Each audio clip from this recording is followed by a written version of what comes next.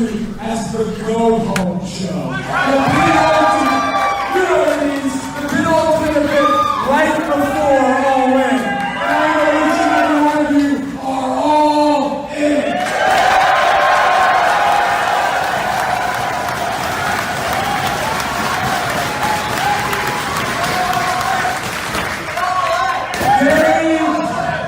Dave Meltzer.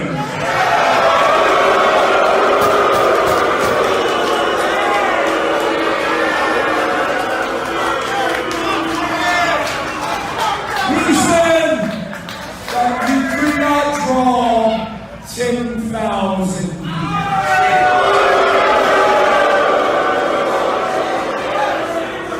As some of you may know, I took him up on his gentleman dollar bet. And in 29 minutes, we sold 10,451 tickets.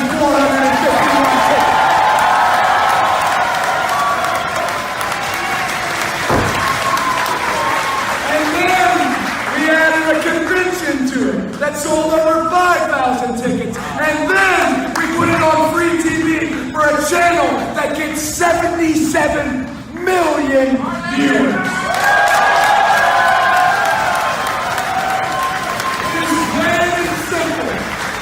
WWE is wonderful, but they do not own pro wrestling. All of us!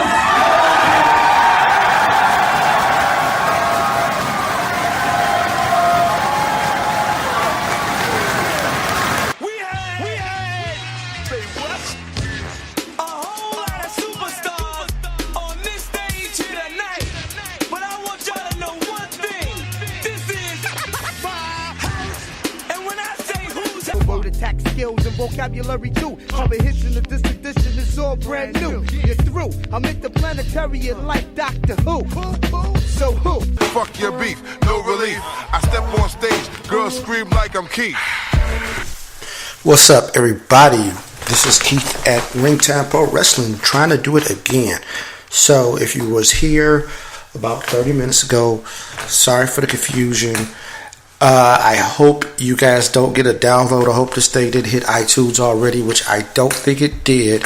So, hopefully, you guys get this episode of Ringtime Pro Wrestling, the preview of the All In pay-per-view. Keisha is not with me tonight. She is out partying with my sister Jessica, and I am here manning the boards. Probably could get her to dial in, but the speech would be slurred at this point. But shout out to Jessica, Marcus, happy birthday this weekend. It is Labor Day weekend. We are in full effect and ready to talk wrestling. Sorry we missed you last week. Scheduler conflicts. Things happened. People moved. So we did not do the recap of SummerSlam. What I will do is hit some bullet points on the WWE this week. But for the most part, this thing is about All In and maybe just some major news that's going on in the wrestling business, right? But I'll talk because I think I was going to go into this towards the preview of the actual show, but I can talk about it now.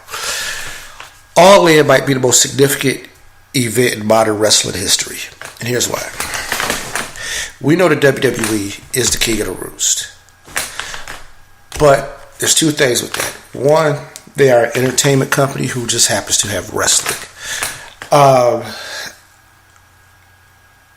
Their primary thing is wrestling, but it's not the be-all, end-all.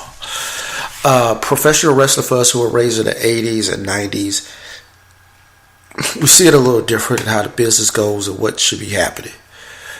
What happens outside of the WWE is probably a lot more similar to that. So, with that being said, seeing how this happened, the organic way that it happened, the fans that showed up, and not just for the show. It is, because, okay, just for you guys for a little brief history. So Dave Meltzer said that nobody could draw 10,000 people in the United States to a show outside of the WWE. Cody Rhodes saw that and said, I'll take that bet. Got with the Young Bucks and got with a few other guys, and they put together an idea for a show called All In.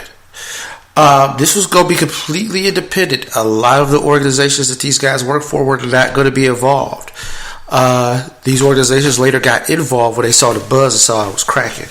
They secured a venue in Chicago. Chicago's probably the best place for it for two reasons. One, it's a central location in the United States that's easy for a lot of people to get to. Atlanta probably would have been another good spot. Very big airport, right? Two, it is a rabid wrestling town. Every show you watch from Chicago, Raw, SmackDown, any pay-per-view, it is nuts. They love their pro wrestling. They are one of the stalwarts. Chicago, Philly, A2B cities messing with those. Toronto, because we're going to get into that later. But yeah, smart crowds. New York, of course. So yeah, this is a perfect place for it to happen. The speculation of CM Punk possibly showing up also makes this thing go crazy. But he probably won't, and they don't need it. Right now, this thing has drawn. They've got 10,000 people. They've got pay-per-view buys. They're going to distribute through normal pay-per-view outlets. It's going to be available on Fight TV. For ROH Outer Club members, I think you get half off or something like that. I forget how the Outer Club works for ROH members. New Japan World, this is probably how I will see it. Unfortunately, we will not see it live for the New Japan World people. Live in the United States. They say it's going to be available on demand. So I'm going to assume tomorrow, the show's tomorrow or today, because it's Saturday. So Sunday, New Japan World subscribers, we should have access to the show. So I'd probably stay off the Twitters, stay off the internets, and that way you can watch it like that. If you know how to engineer a VPN, maybe you could stream it from outside the country. Okay, I'm not here to encourage illegal activity because that would be wrong, and I don't want to go there. But very significant event. I think it's going to show that, hey,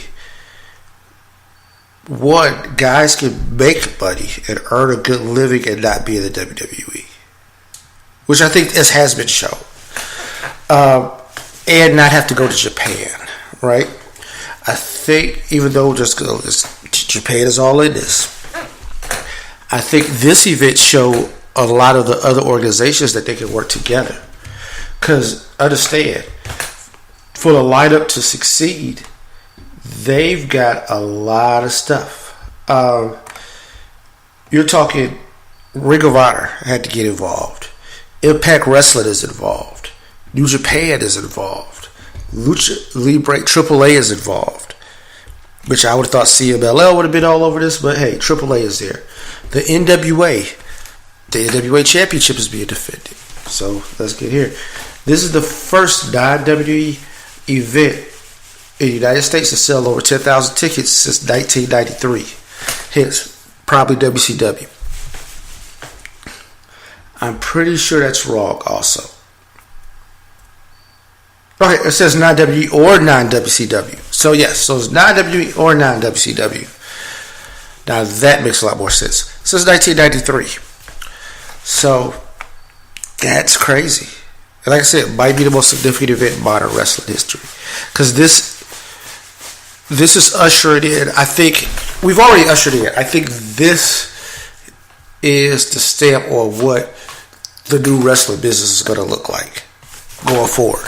So the WWE are big dogs. And now, we went through probably a wrestling recession for a little while. Now it's time, the boom is coming again. We went when it was. This thing goes in cycles, just like the economy, just like anything else. So the 70s, wrestling did okay, but it wasn't great. The 80s, golden era, bang, gangbusters. Early to mid 90s, sucked. Business was on the downturn. Late 90s to early 2000s, boom, gangbusters. We had some ebbs and flows. Once all the companies shut down, there was only one major company. Another one, they had to make some changes. ROH and TNA both stepped up, aka Impact Wrestling. Now here we are. Impact Wrestling has faltered. ROH has figured it out. Like, they took time, they've made mistakes and all that, but Sinclair Broadcasting having the money and the backing and the belief, I think we're going to be okay with ROH. So now New Japan is making inroads because they want to be a worldwide company, same way WWE wants to be. So now we got some stuff going on. WWE got a huge amount of money, so they'll get like $200 million a year just for SmackDown. This doesn't include Raw. This is just SmackDown. They've got properties and TV deals all over the place. They've got 2 million subscribers to their network. Like, they are doing exceptionally well, but it also shows people with money who want to invest in something. Wrestling might be viable again. And that's where we are with this with All In.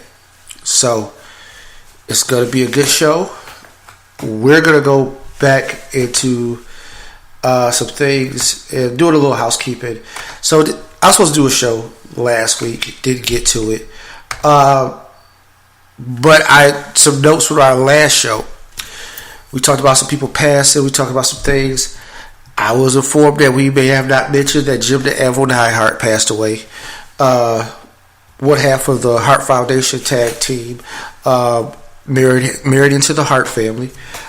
He is the father of Natalia Neidhart, current superstar. The Anvil was the power broker of the Hart Foundation, and Brett was the technician. Easily one of the greatest tag teams of all time. I mean, if you include all organizations, somewhere top 15. And I say top 15. They might even be top 10. It'd be hard, right? Because I think I did a WCW top 10 tag teams of all time, and it's hard to crack that one, right? So I'm just saying, if I put WWE, them, Demolition, I think will rank higher. Legion of Doom, aka Road Warriors, rank higher.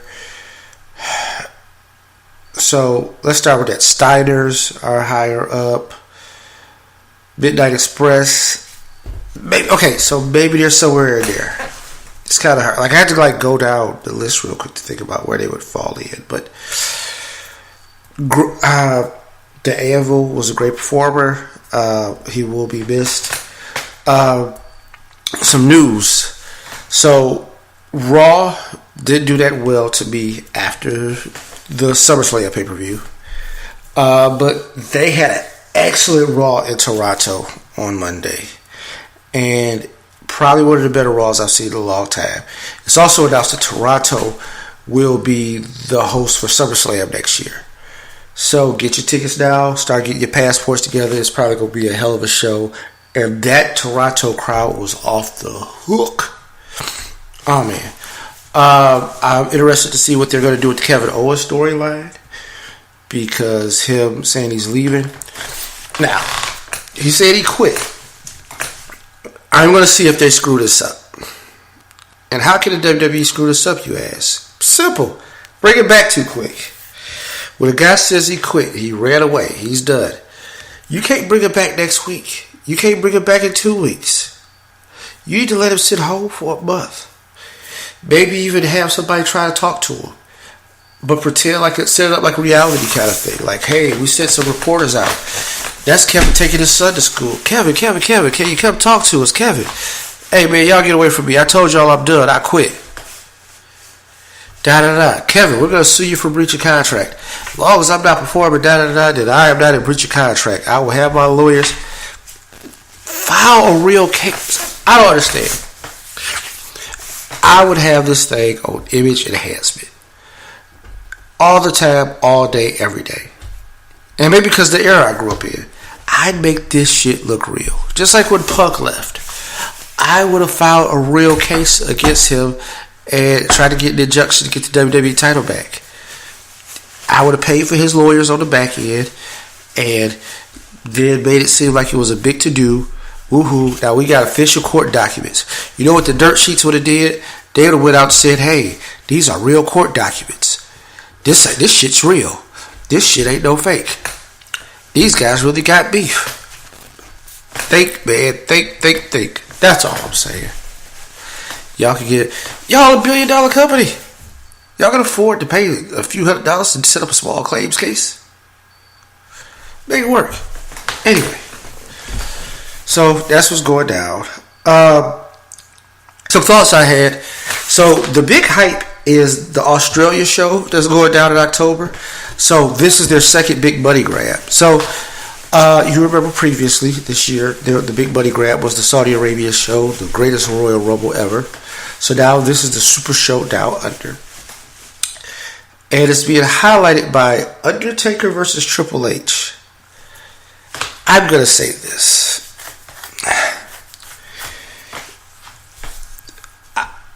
I'm a fan of Triple H, and I thought he's done a good job with NXT, and I think he's done a good thing.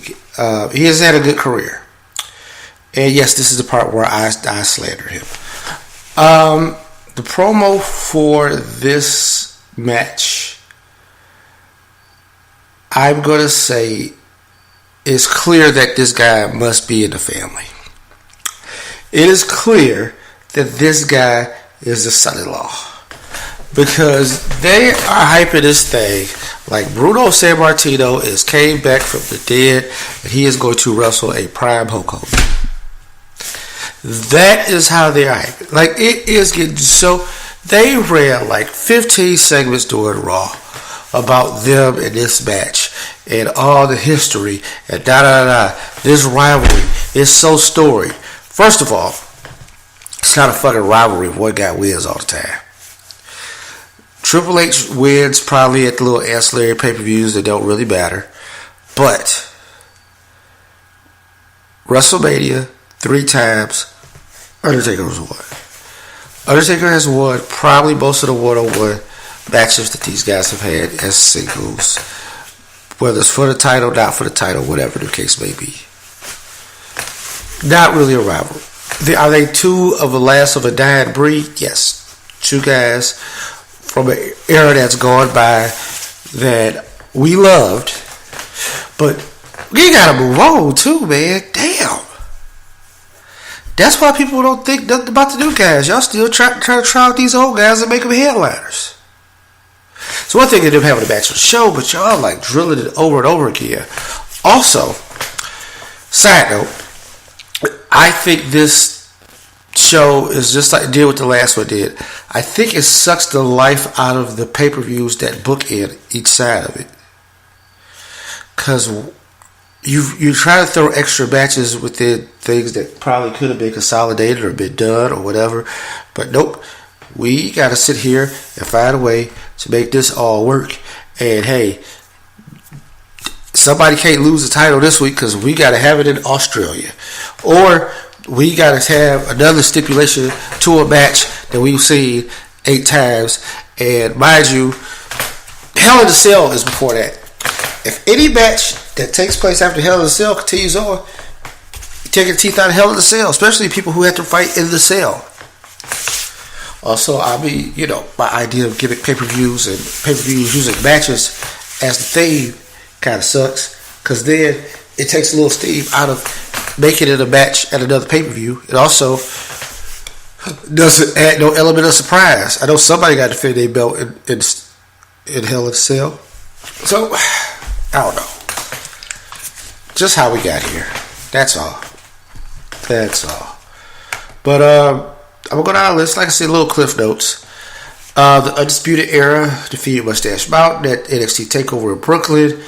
Velveteen Dream is the star of Takeover Brooklyn. Those tights, Call Me Up Vince. The title of last week's show is going to be called Call Me Up Vince. That was bold.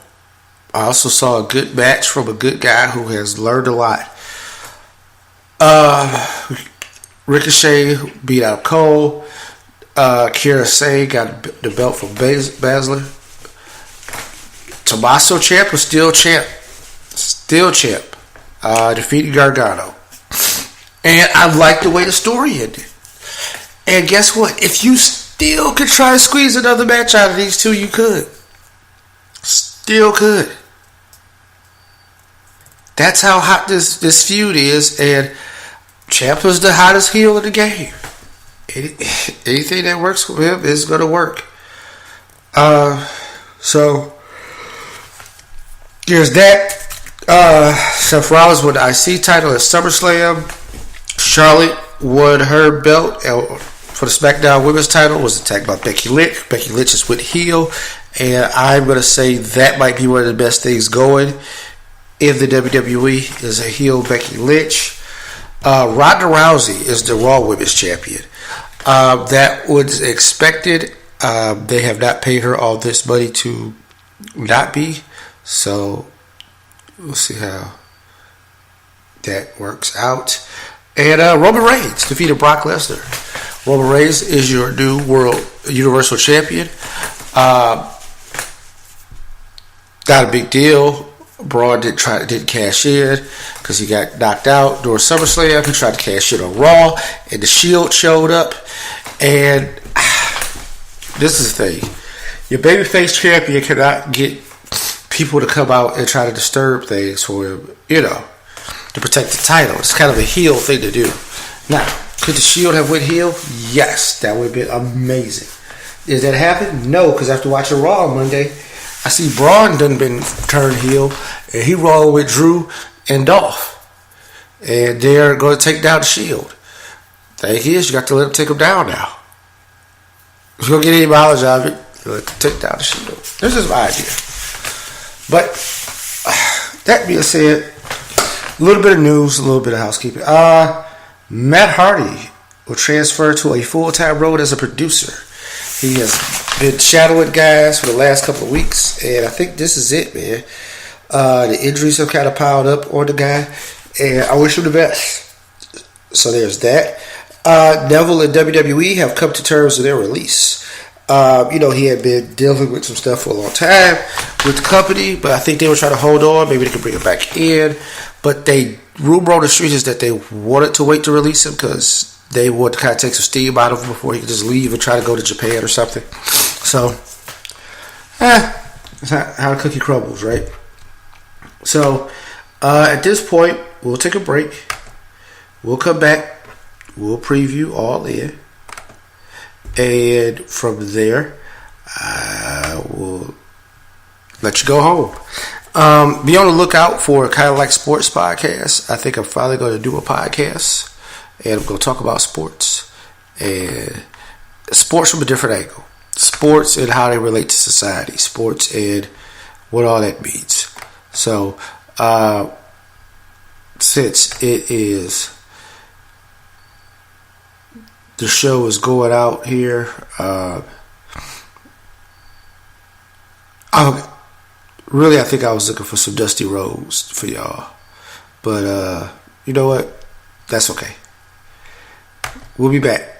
Peace. Over the last couple of months, it has been very difficult for me to introduce this man without using World Wrestling Federation champion Hulk Hogan here at WrestleMania 4 this afternoon. You've got the opportunity to change that. Oh, yeah, it's been hard to live with, man. Fee, fi, fo, fum, Andre. One long year, and your time has come, man. No marks, no scars, no blemishes on the Hulkster, brother. But inside, man, I've been scarred for one long year. Everywhere I go, man, all the little Hulksters ask me, is there any truth to the fact that there was a controversial count? Hulkster, did you really get him over your head? Did you really beat the Giants? Well, today, man, in WrestleMania 4, we're going to wipe all that controversy out. Andre the Giant, in the second round, when you're fresh as a daisy, with the whole world watching, I'm going to prove, brother, that I can beat you anywhere, anytime. And all my Hulkamaniacs, they're going to feel it, too. Speaking of the Hulkamaniacs, Hulk Hogan, we have seen him here at Atlantic City, and I know millions others are watching very intently all around the world. But if you looked in their eyes, man, have you seen the fear in all those little Hulksters? They realize that when I get Andre the Giant cinched up in the launch position, when I slam him through the Trump Plaza, brother, from New York down to Tampa, Florida, the fault line is going to break off. And as Andre the Giant falls into the ocean, as my next two opponents fall to the ocean floor and I pin them, so will Donald Trump and all the Hulkamaniacs. But as Donald Trump hangs onto the top of the Trump Plaza with his family under his other arm, as they sink to the bottom of the sea, thank God Donald Trump's a Hulkamaniac. He'll know enough to let go of his materialistic possessions, hang on to the wife and kids, dog paddle with his life all the way to safety.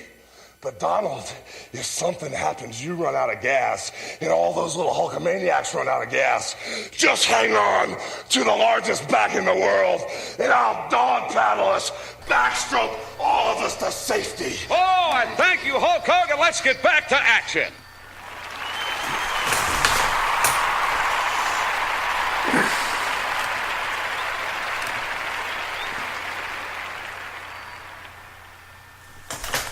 All right, so here we are, All In.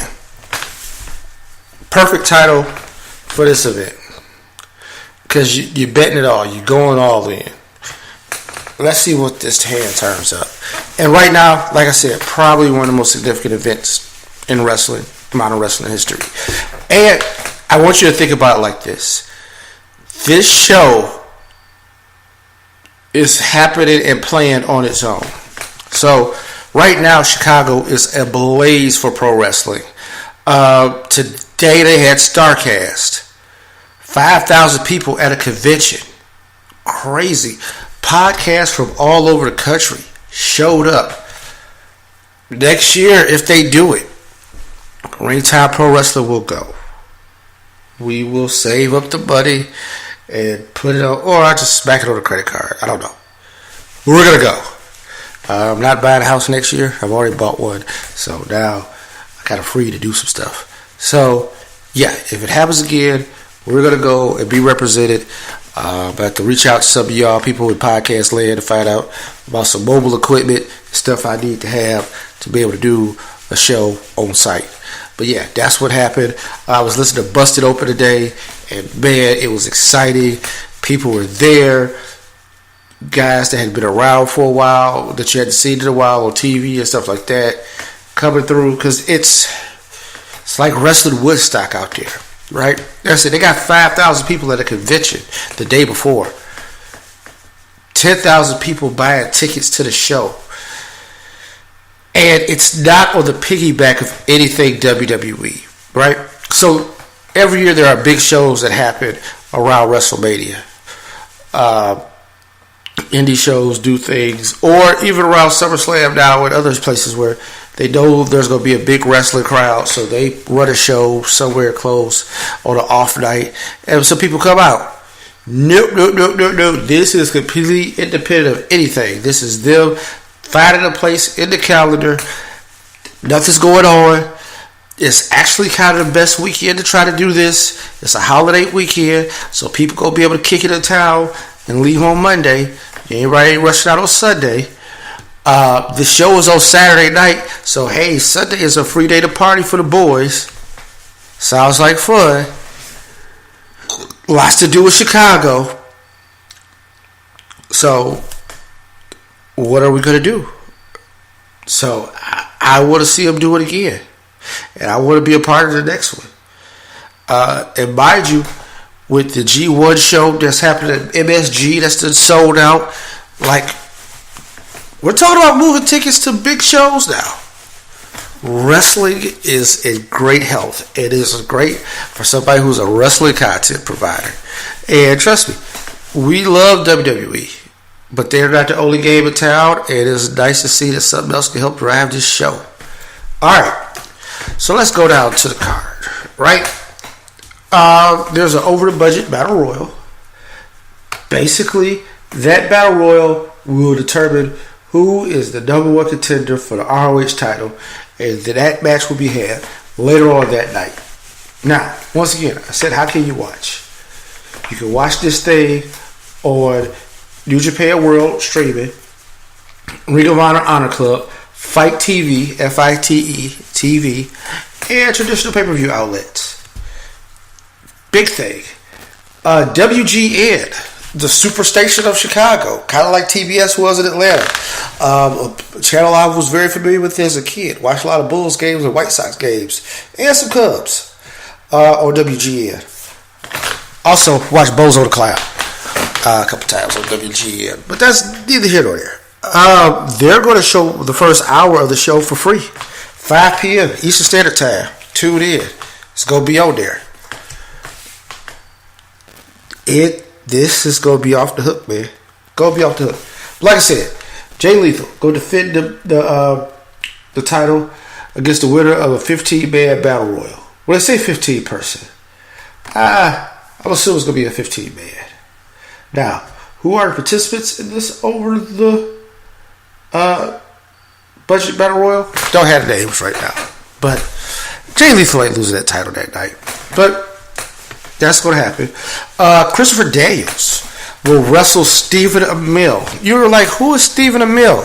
He is the Arrow from the CW's TV show, DC comic series, The Arrow. You remember Stephen Amell? Him and Cody had a thing at SummerSlam a couple of years ago. Yep. He was tagging with Neville, I believe. So Amell is there. He's going to have a singles match with Christopher Daniels. Daniels got to win, right? We can't let it gimmick up like Arrow take out a. So I don't know, man. Daniels gotta win that. The Briscoes will take on SoCal Uncensored. Chicago wants to see the Briscoes win. Like, you can't. I love Kazarian and all, and Scorpio Sky, but it's got to be the Briscoes. Like, the boys, they've set it off there a lot, so that's what's going to happen. This is going to be an interesting match. Madison Rayne, Britt Baker, Chelsea, and Tessa Blanchard in a four-way match. Tessa Blanchard represent Impact Wrestling. I'm going to go with Tessa. Like, there's no reason for me to think anything else. And if you haven't watched her on social media, that young lady has really turned it out. That young lady has really been working, and I think she has a very, very bright future ahead of her. She has the genetics. Just for those of you who don't know, Tessa Blanchard, Tully Blanchard's daughter. So, yeah, Tully Blanchard's daughter is on a show being put together by Dusty Rhodes. Sounds like this is a Crockett thing. All right, anyway. Tessa, and she was raised by Magnum TA. So, Tully is your dad. Your stepdad was Magnum TA. You was going to soak it all up. Right? So, let me get that out there. So, I'm going to go with Tessa, just on that. This is going to be a 6-man tag match. The Golden Elite, which is, of course, the Young Bucks and Kota Ibushi. They're going to take on Rey Mysterio, Phoenix, and Bandito with Theo Rossi. Now, here's the thing. I think Rey is going to have a good showing because everybody loves seeing Rey Mysterio. Rey, I think, has learned from Chris Jericho and likes this wrestling uncle thing where he just shows up, pops up at shows, not really tied to anybody, but we'll take your big check and have a good time. So, yeah. Gonna be amazing, man. Gonna be amazing. But I think the Golden Elite win that one. I think the Bucks and Ibushi take it. And it's nice Kota has a hold. And now he's been embraced by the brands. Alright. So, yeah, that's happening. Kushida Okada will take on Marty Scurll. That's it, man. It's Okada. Okada ain't taking no loss like that. And I like Marty. I think he's a talented young man. This is a Bullet Club versus Chaos kind of thing, and that's going to be cool. But there's no way I'm taking... Okada is probably the second to third biggest star in the world right now. If Kenny Omega's number one, Okada is at least 2 or 3, with AJ Styles somewhere in the mix. If we talk about guys, or maybe I'm probably sure a list of best overall too, but Okada, popularity, all that, whatever you want, however the metric is, he's still got to be in your top 3. So, yeah, he's going to win that. Joey Janela versus Hangman Page. I think Page takes this. Not for any other reason than Page is going to take this. Jay Lethal will be successful against the Battle Royal winner. Hell, they lost it. It just took them to Battle Royal. Potential match of the night. Kenny Omega versus Pentagon Jr. See, the thing about these matches, too, is that it's not people who are used to deal with each other. So the idea of who is going to feel each other out and how are these matches going to happen and who is going to, make the initial move, who's going to do what, I think it's going to be a lot quicker transition for Omega and Pentagon Jr. I think that will work. I think Kenny Omega will win because he's the IWGP champ and it looks good, right? So that's pretty simple. Main event. Nick Aldis, a.k.a. Magnus, a.k.a. NWA champion, carrying around the 10 pounds of gold, takes on Cody Rhodes, the man who brings us all together. It'd be easy to say, the guy who, got in trouble. I don't know. Here's the thing. So, I don't know what the NWA means right now.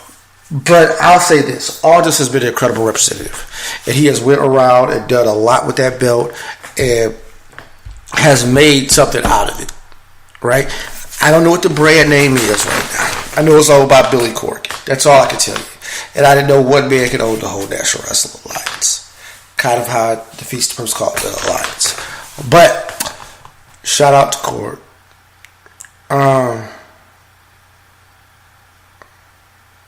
Nothing really to go on from there. Cody is trying to be the first ever father and son duo to ever hold this prestigious NWA championship. When his dad held it, it was the premier championship in professional wrestling. His dad is a 3-time holder of said title. Now, can Cody cross that threshold and win this? I think he can, but I think he won't. I think Aldis keeps the belt. This is what the cycle of life of the NWA champion. He goes around, he makes the guy look good, he gives him the time, and he goes to the limit. But, somebody fresh will pick that up later on. And it'll be better for it because the guy got a little learning. So yeah, I think Aldis keeps the belt and defeats Cody Rhodes. Now, here's the thing.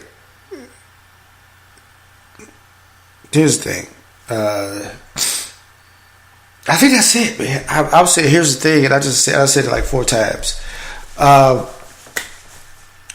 It should be a very entertaining show. Some nice spots, and let's see what happens going forward.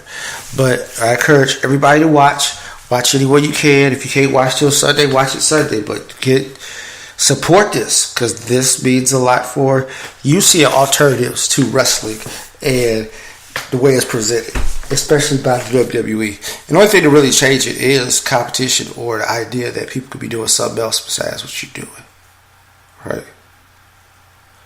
So, it is what it is. We'll be back next week. We'll talk some more WWE stuff. We'll get deeper into it. We'll talk about NXT.